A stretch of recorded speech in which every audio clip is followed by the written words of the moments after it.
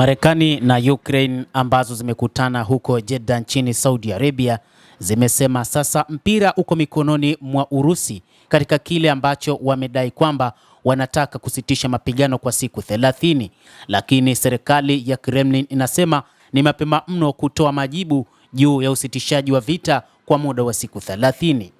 Kremlin imesema ni mapema mno kwa hilo kutoa maoni yake kuhusu uwezekano wa kusitisha mapigano ambao umekubaliwa katika mazungumzo ya jana kati ya Marekani na Ukraine nchini Saudi Arabia, ikisema inahitaji kuchambua taarifa zilizoandikwa na Wamarekani kwanza.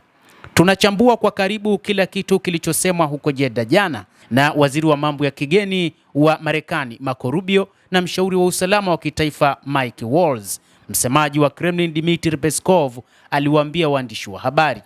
Peskov anaongeza kuwa Kremlin sasa ilikuwa inasubiri taarifa za kina kuhusu mazungumzo ya Marekani na Ukraine kutoka upande wa Marekani ambayo yangetolewa kupitia njia mbalimbali za kidiplomasia katika siku zijazo. Ikulu ya Kremlin imesema itaarifu vyombo vya habari kama hilo litawezekana, lakini halitasema nani atashiriki, huku kukiwa na ripoti kwamba mjumbe wa Marekani Steve Witkoff anaweza kusafiri kesho kuelekea Moscow. Kuhusu mazungumzo yanaweza kutokea kati ya marais Vladimir Putin na Donald Trump, Peskov anasema simu inaweza kupangwa haraka sana ikiwa inahitajika, lakini ikakataliwa kuwa tayari imepangwa. Putin angezungumza na Donald Trump pekee, anasema.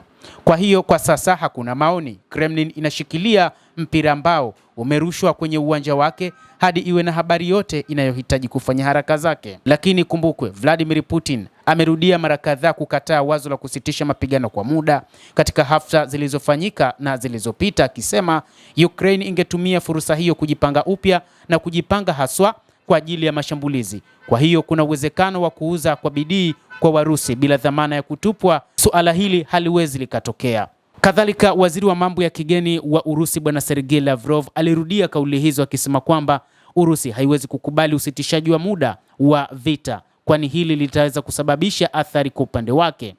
Zaidi sasa kutoka kwa Marco Rubio ambaye anawaambia waandishi wa habari katika uwanja wa ndege wa Shannon nchini Ireland kwamba Washington inaitaka Urusi kukomesha uhasama wote.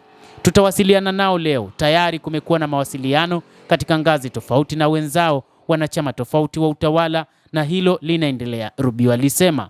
Hapo awali msemaji wa Kremlin alisema Moscow ilikuwa ikisubiri taarifa kwa ujumla juu ya mazungumzo ya Marekani na Ukraine kutoka upande wa Marekani.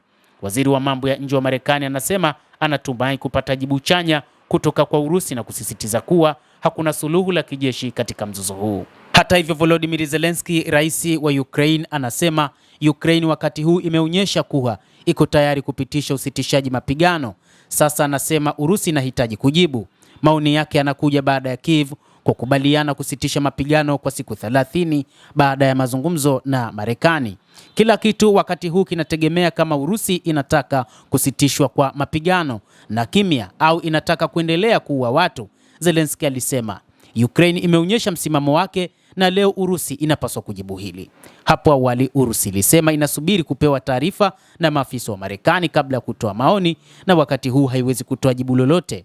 Tangu wakati huo Washington ilisema itakuwa ikizungumza na Moscow siku ya leo. Kwa hivyo tusubiri ni nini ambacho kitatolewa kama majibu kutoka kwa Urusi baada ya mazungumzo huko Jeddah kati ya Marekani pamoja na Ukraine. Mtazamaji wa The World News, endelea kutufuatilia, lakini usisahau kulike, usisahau kucomment na kusubscribe channel yetu hii. Jina langu ni Adam Hussein, endelea kuwa nasi wakati wote hapa hapa The World News.